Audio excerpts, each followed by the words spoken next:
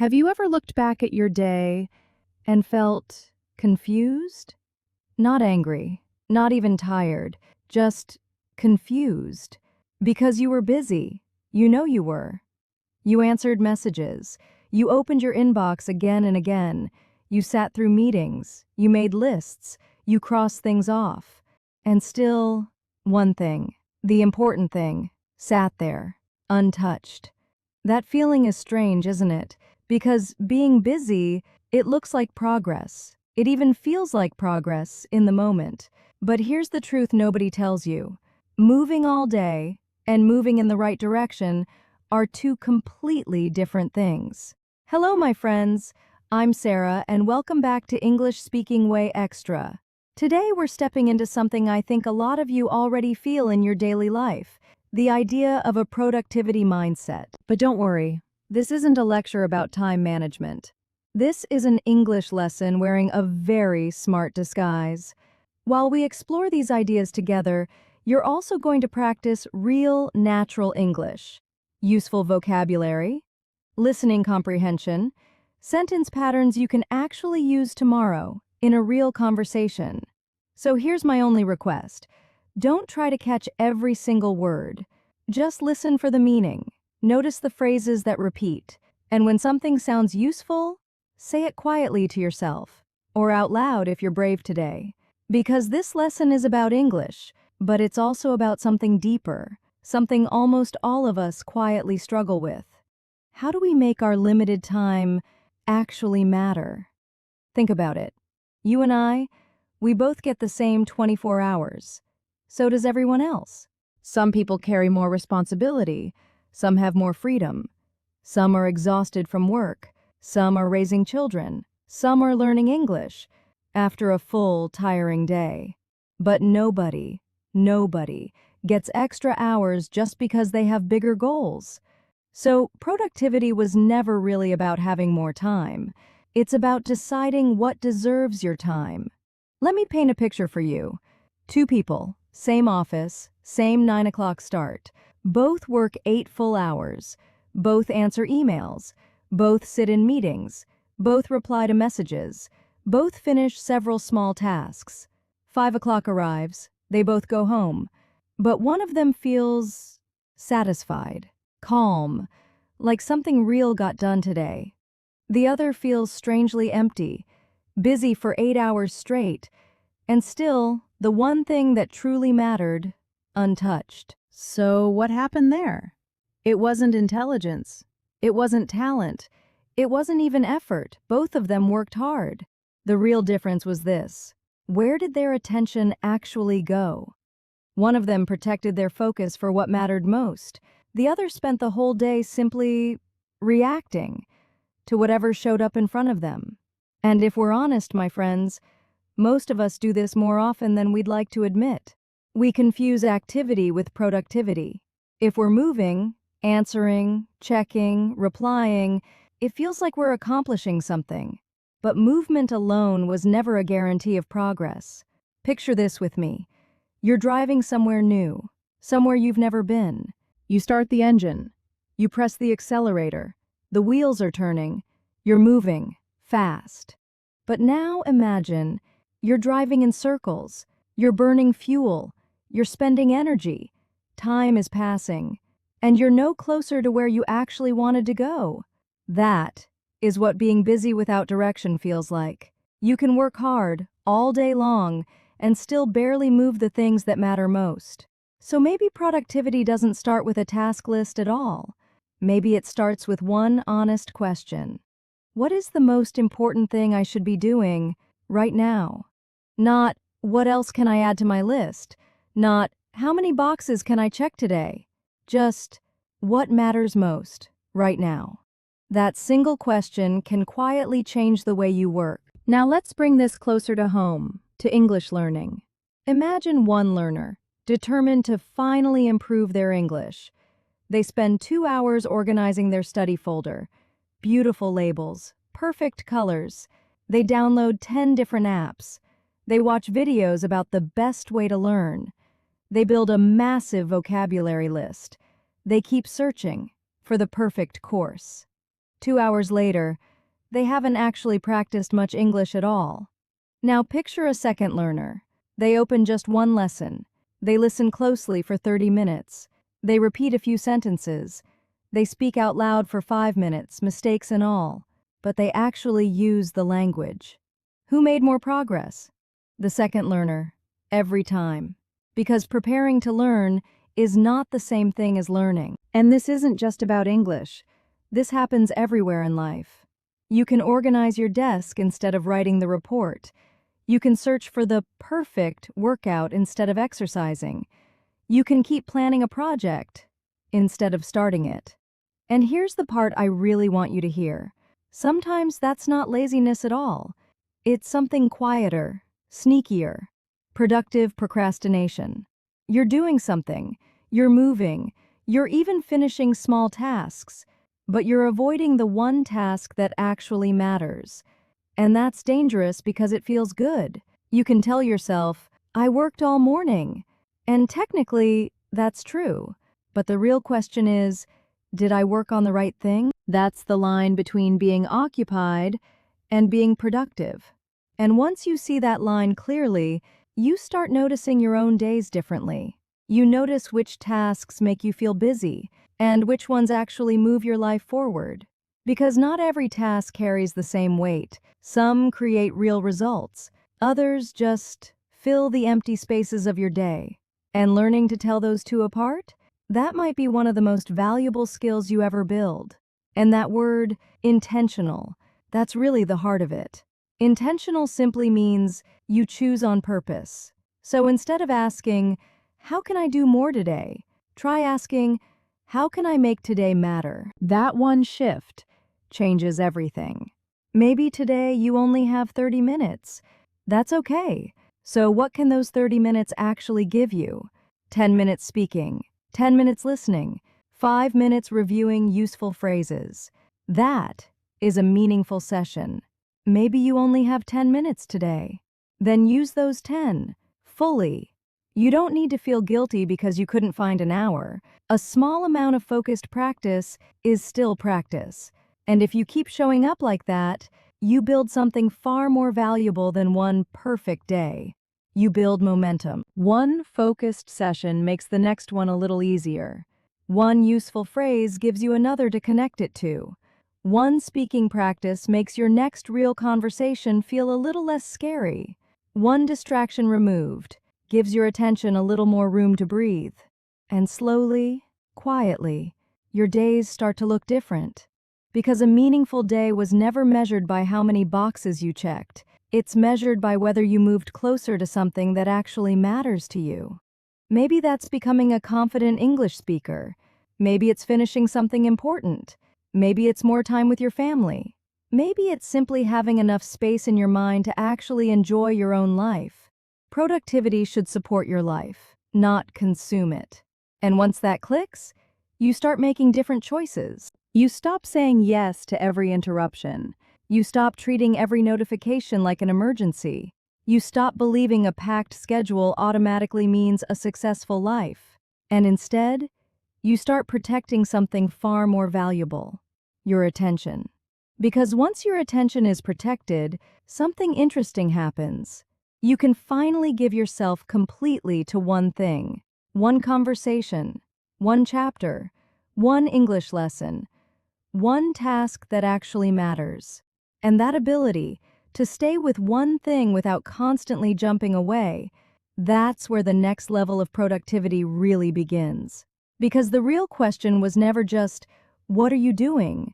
It's whether you can stay with it long enough to do it deeply. And that brings us to something we all quietly battle every single day: distraction. Once you realize your attention is worth protecting, you start to understand why focus has become such a rare, valuable skill. Not because people got less intelligent, not because we forgot how to work, but because focused attention has genuinely become rare. Think about your phone for a second. How many notifications show up in a single day? How many messages are asking gently for a piece of your attention? Every app wants a small slice of your mind, and most of the time, you don't even notice how much you're giving away. You're working on something important. Your phone vibrates. You glance at it. Just for a second. You go back to work. A few minutes later, another notification. You check again. Someone messages you. You reply. You open another app just quickly. And suddenly, 20 minutes are gone. You might think you were only distracted for a few seconds each time, but your brain had to keep switching. And switching has a cost. Picture yourself reading a really good book. You're completely inside the story. You can see the characters. You can feel the moment. Then someone closes the book. 5 minutes later, they open it again. You start reading, and they close it. Again. Would you enjoy the story that way? Probably not. You'd constantly be searching for your place again. Your work feels exactly like that. Every time you're interrupted, you don't just lose the few seconds you spent checking your phone. You lose the mental momentum you had built before it. That's why one truly focused hour can be worth more than an entire day full of interruptions.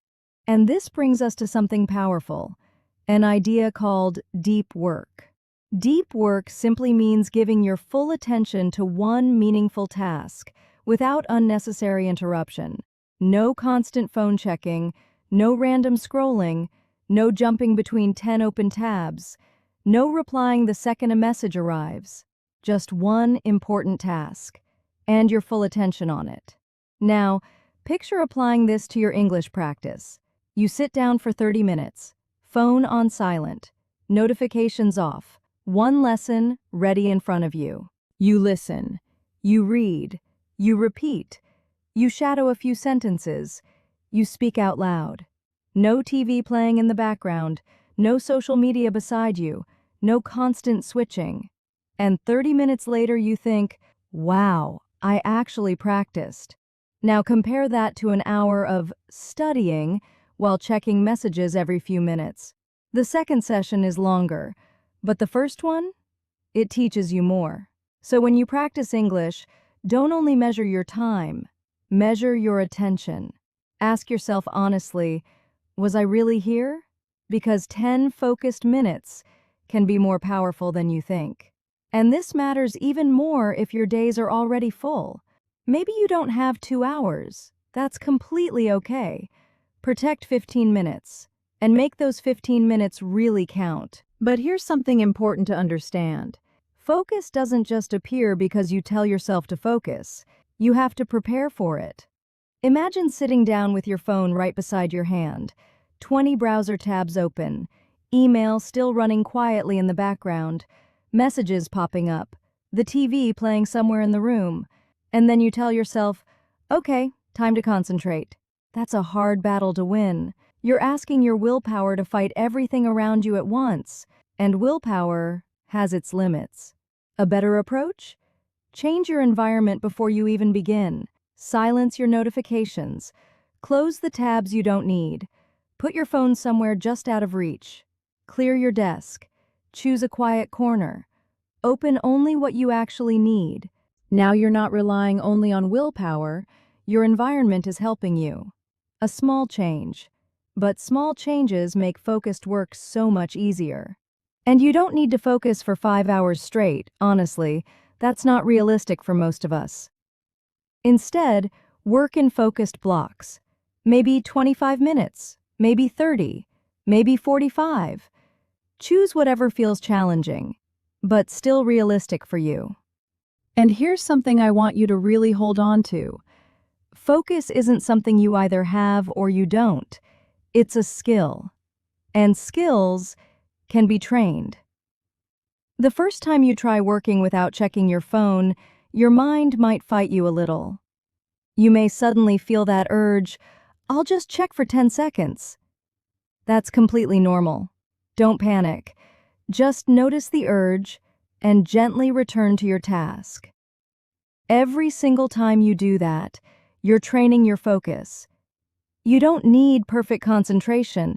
And hey, if you're still here with me, still listening to this slow listening challenge, then hit that like button and drop a yes in the comments right now so I know you're still with me. All right, now, let's get into our topic. So here's the thing about focus. You need to return to it again and again and again. And over time, those small moments of return become something stronger. In a world where literally everyone is fighting for your attention, the simple ability to protect it becomes incredibly valuable. But now, I want to take this one step further with you. Because focus helps you work deeply. But what happens when you have no system to keep you moving forward? You might have one amazing, focused session today, and then do nothing for the next 6 days. That's exactly where the next piece of the productivity mindset comes in: habits. Let me tell you about two people. Same goal exactly. Both want to get healthier. Both know exercise is good for them.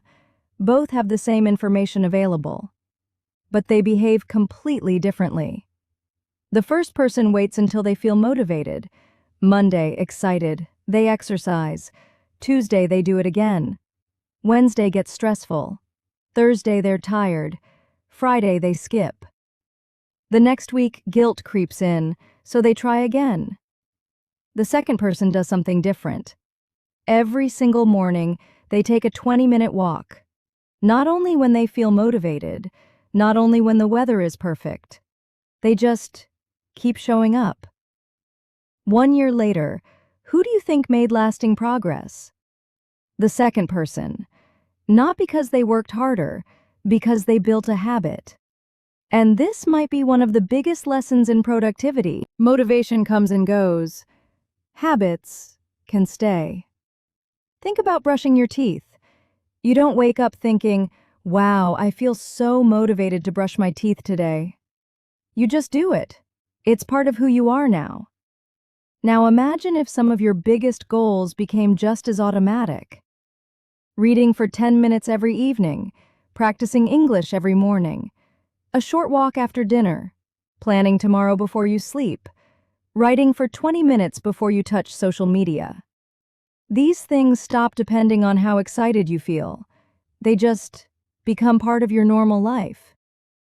And this is exactly where small habits become powerful. Here's a mistake a lot of people make, though. They make their goals too big right from the start. Starting tomorrow, I'll study English 4 hours a day. It sounds ambitious. It sounds serious. But can they actually keep it up? Maybe for a few days. Then life happens, and the whole plan quietly collapses. A smaller plan usually works so much better. 20 minutes of English, 5 pages of reading, 5 useful phrases, 10 minutes of shadowing, 1 minute of speaking out loud. It looks small, and honestly, that's exactly the point. Small actions are easier to repeat, and repeated actions create surprisingly big results. Think about saving money. Saving $1 today doesn't feel life-changing. You're not looking at that $1 thinking, "My whole financial future just changed." But imagine making a tiny improvement every single day, for months, for years. The result becomes something completely different. Habits work exactly the same way. One workout won't transform your health. One English lesson won't make you fluent. One productive morning won't change your entire career. But hundreds of small actions, repeated consistently, they can quietly change the direction of your whole life. And here's something worth remembering. Sometimes you won't notice the change right away. That's actually really important to understand, because a lot of people quit the moment results don't show up fast enough. "I've been practicing English for 2 weeks. Why am I still making mistakes?" But learning doesn't always announce its own progress. Your brain might be quietly building connections beneath the surface. Your ear might be slowly getting sharper at recognizing sounds. Your mouth might be getting more comfortable with English rhythm. Your vocabulary might be settling in, becoming familiar. And then one day, something that used to feel hard suddenly feels easy. It might feel sudden, but it never really was. It was built, quietly, through repetition. Which is exactly why patience matters so much here. Now, here's another way to make your habit stick. Remove your obstacles. Say your phone is sitting right there beside your bed. A notification appears. You check it. Another message. You reply. Then a video catches your eye. 20 minutes later, you haven't read a single page. So instead of blaming yourself for weak discipline, change your environment instead. Put the book on your pillow. Leave your phone across the room. Set up your reading space before bed. Now the book is the easy choice, and the distraction is just a little harder to reach. The exact same thing works for your English practice. Want to practice in the morning? Prepare everything the night before. Headphones beside your desk, notebook already open, sentences already chosen. Then when morning comes, you're not making 10 decisions. You just begin. Successful people rarely rely purely on self-control. They build systems that quietly make the right choice the easy choice. And here's one more simple habit that can make your whole day feel clearer. Plan tomorrow before today ends. Imagine walking into work tomorrow already knowing your 3 most important tasks. You're not sitting there wondering, what should I even start with? You already know. You just begin. The same works beautifully for English. Before bed, decide, tomorrow I'll listen to this 10-minute lesson. Then I'll shadow 3 sentences. Then I'll review these 5 phrases. That's your plan, already made. So when morning comes, you're not negotiating with yourself. The decision is already done. Planning removes uncertainty, and when uncertainty goes down, stress usually goes down with it. But here's something I want you to be really careful about. Don't turn productivity into another form of perfectionism. You don't need the perfect routine.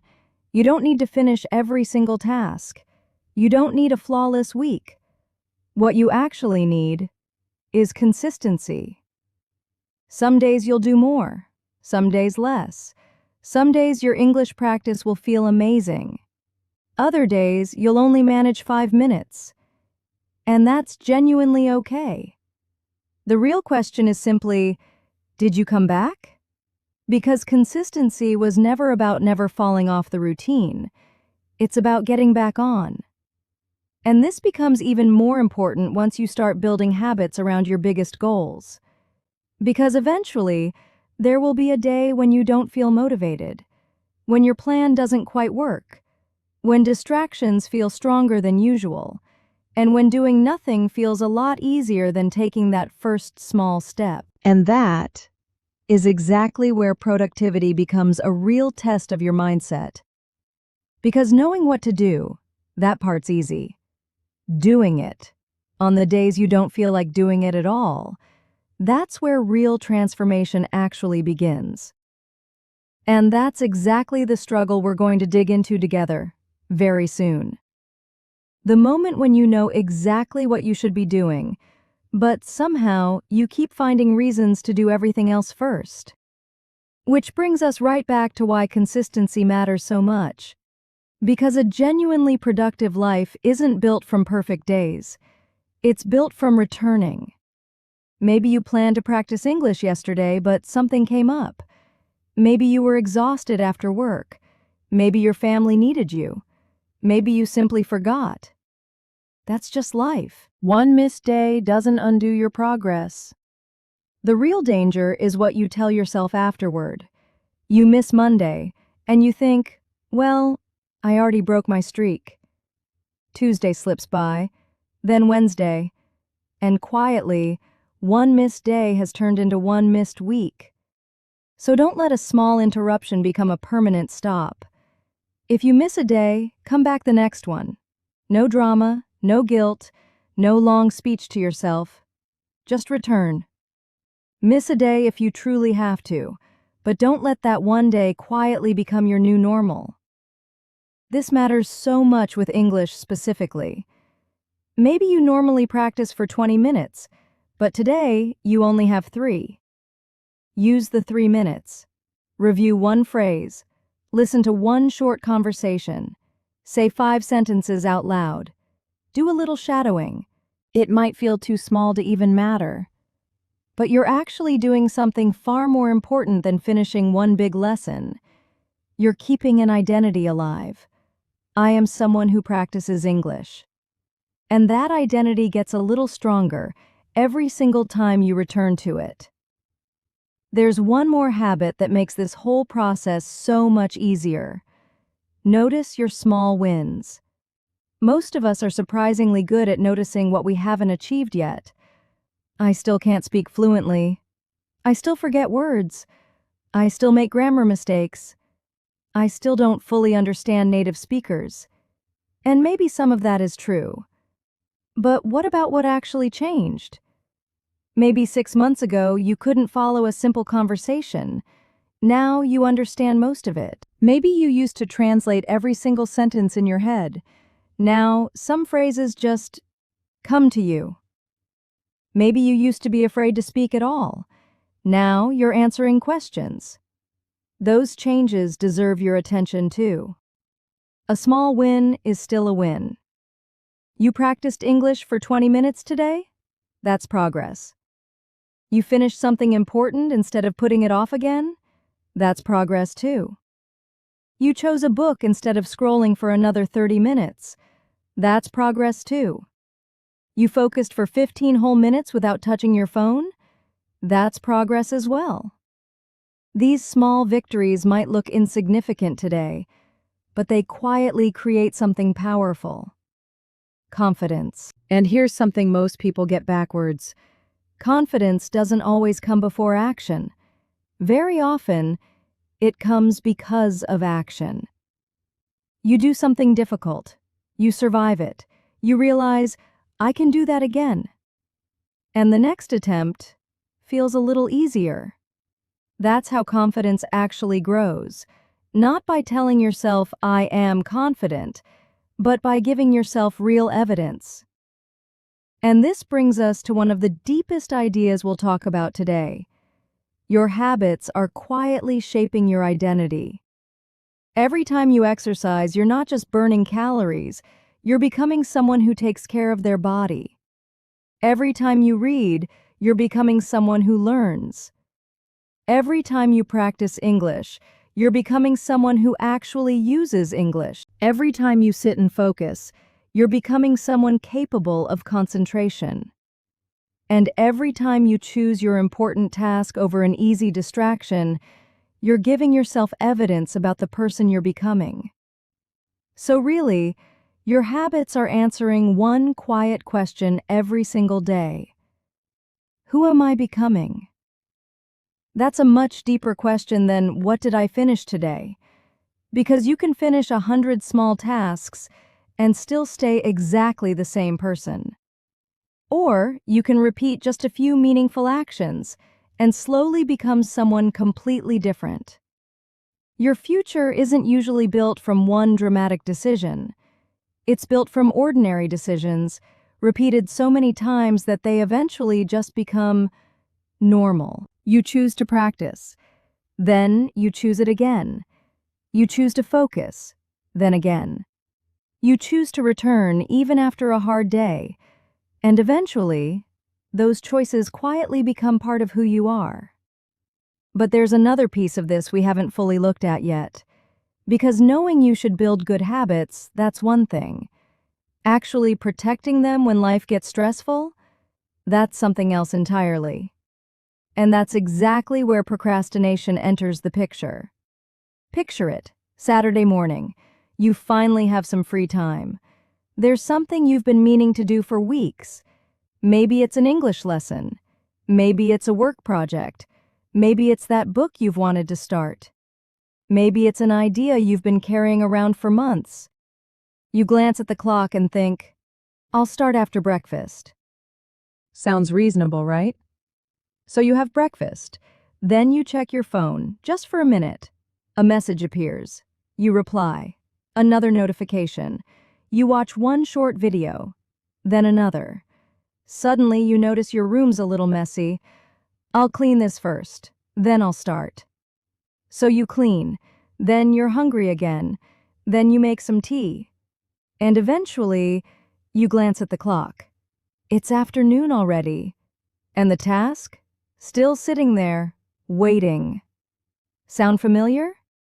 If it does, please don't immediately call yourself lazy. There's usually something deeper going on. Procrastination isn't always about avoiding work. Sometimes we're avoiding the feeling connected to the work. Think about giving an important presentation. You know exactly what to do.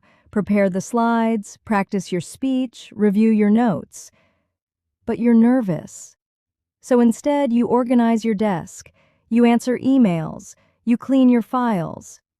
Suddenly, you're deeply interested in every small task, except the one that actually makes you uncomfortable.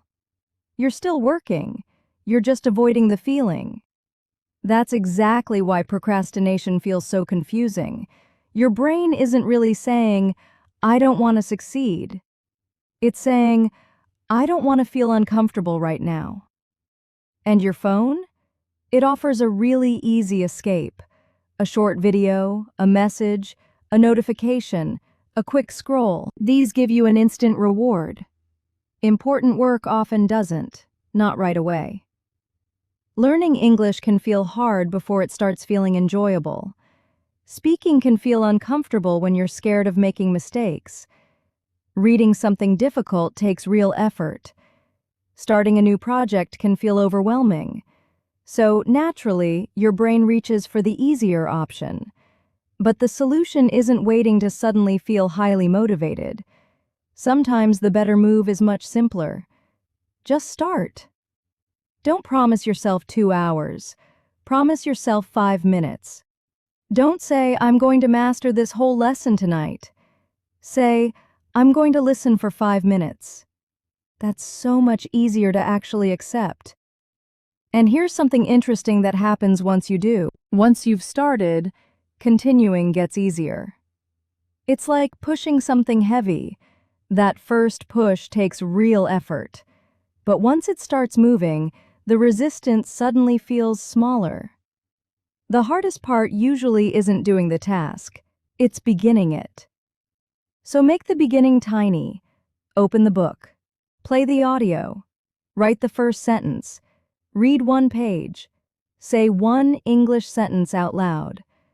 Then decide what comes next. And while you're doing that, make your distractions a little harder to reach. If your phone's right beside you, checking it takes 1 second. If it's in another room, checking it requires an actual decision. That tiny bit of friction can make a real difference. You don't have to prove you're stronger than every distraction out there. You just have to make the distraction a little less convenient. The same idea works with social media. Move the distracting apps off your home screen. Turn off notifications you don't need. Don't keep 10 entertainment tabs open while you study. Build a clear environment for whatever you're trying to complete. Because your environment is always quietly shaping your behavior. And there's one more trap that fuels procrastination. Perfectionism. You want the perfect plan, the perfect time, the perfect idea, the perfect first sentence, the perfect pronunciation, the perfect routine. So you keep preparing, and never actually begin. But progress was never about a perfect first attempt. Your first English recording might sound awkward. Record it anyway. Your first speaking practice might be full of mistakes. Do it anyway. Your first paragraph might not sound natural yet. Write it anyway. Your first routine might fall apart after 3 days. Adjust it and try again. Because you simply can't improve something you never started. Progress has to come before perfection, every single time. You can always improve a bad first attempt. You can't improve one that doesn't exist yet. Here's one more simple way to make action more likely. Give your goal a specific time. I'll learn English someday. Sounds nice, doesn't it? But what does someday actually mean? Tomorrow? Next week? Next year? Maybe never?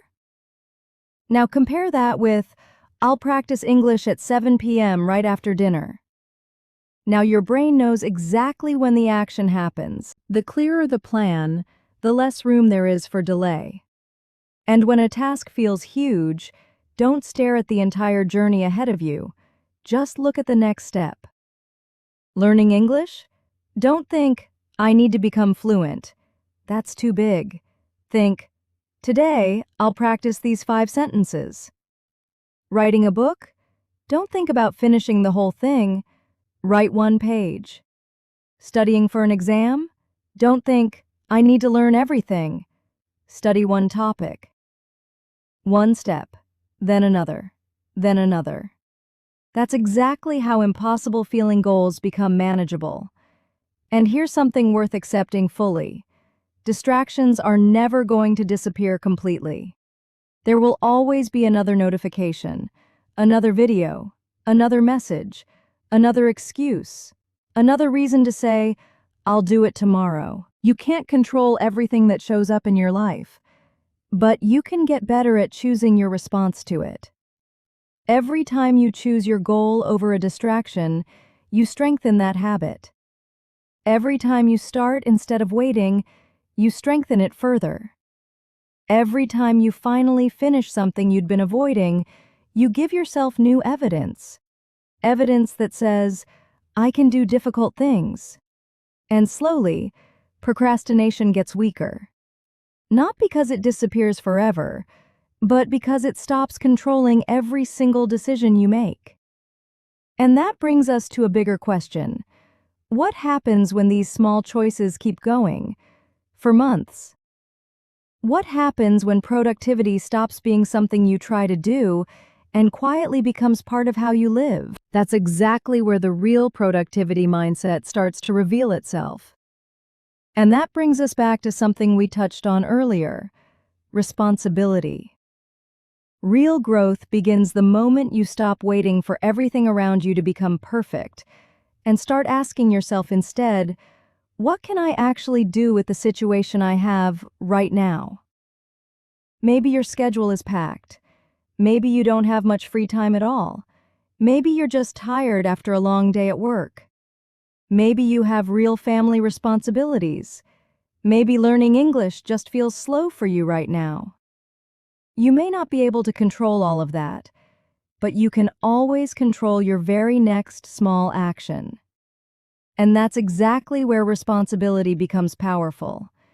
It doesn't mean blaming yourself for everything that goes wrong. It means recognizing that even when life isn't fully in your hands, your response still matters. Made a mistake today? Learn from it. Wasted an hour? Don't waste the rest of the day feeling guilty about it too. Start again. Didn't practice English yesterday? Practice today. Routine failed? Adjust it. Plan was unrealistic? Make it simpler. That's productivity with maturity, not perfection. And perfection, that's another trap we really need to let go of. Imagine you're writing your very first book. You write 1 sentence, then spend 30 minutes trying to make it perfect. You write another, and delete it. Another, and change it again. And eventually, you become so obsessed with perfect sentences that you never finish the book at all. The exact same thing can happen with English. You might refuse to speak because your grammar isn't perfect yet. You might avoid recording your voice because your pronunciation doesn't feel natural.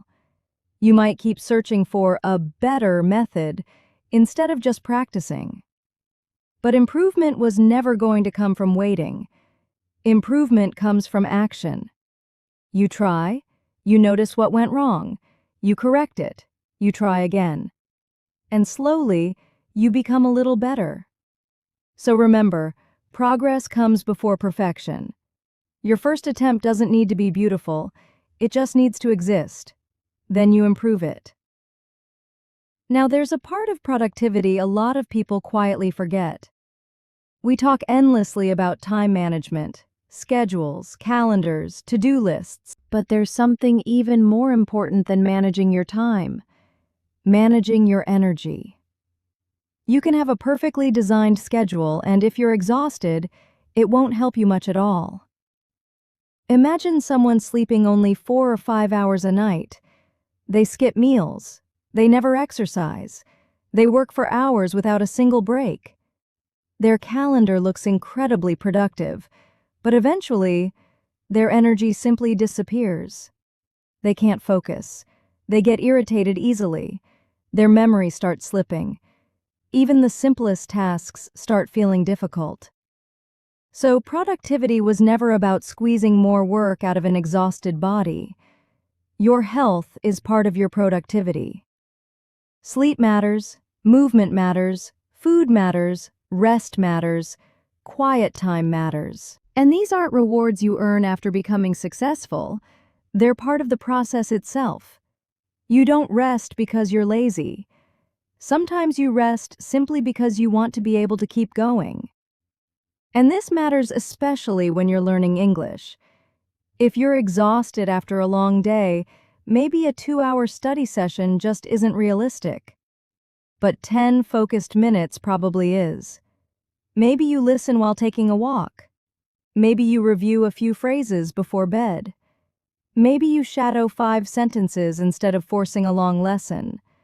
The goal was never to destroy your energy in the name of learning. The goal is building a routine you can actually live with, long term. And your environment matters here too, especially the people around you. Imagine you're trying to improve your English. One person tells you, "You'll never become fluent." Another says, "Keep going, you're getting better." Which voice actually helps you continue? The second one, clearly. Words from other people can stay with us for a really long time. Sometimes, one negative comment from years ago can still quietly affect how you speak today. Maybe someone laughed at your pronunciation once. Maybe a teacher embarrassed you without meaning to. Maybe someone told you languages just weren't your thing. And maybe you've been carrying that sentence around ever since. But here's something important. Someone else's opinion never has to become your identity. So choose your influences carefully. Spend time with people who encourage growth.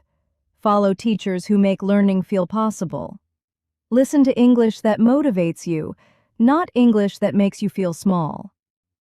Find people who take improvement seriously, but never make you ashamed of your mistakes.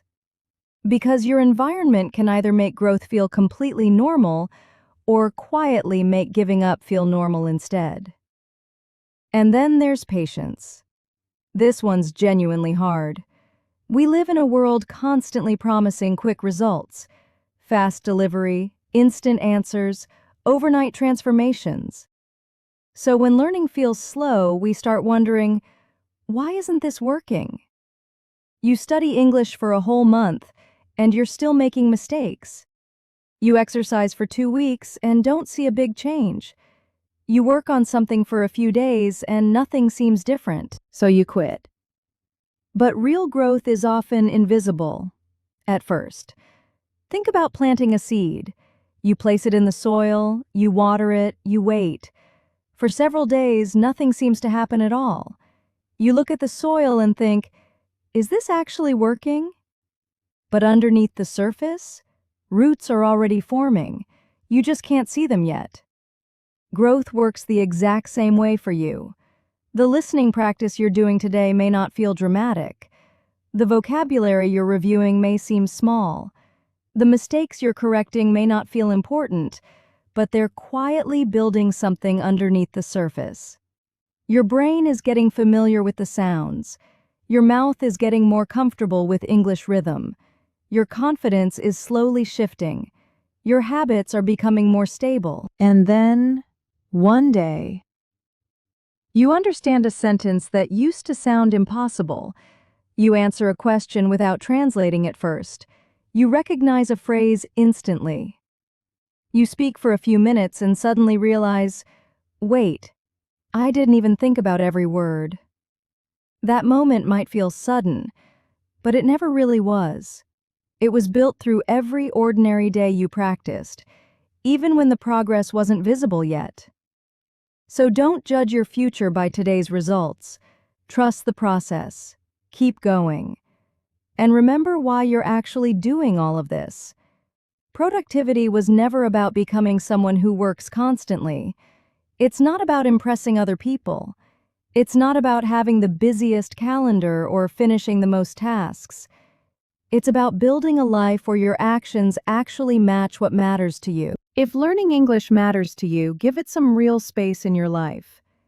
If your health matters, give it your attention. If your family matters, protect time for them. If your dreams matter, take small steps toward them today.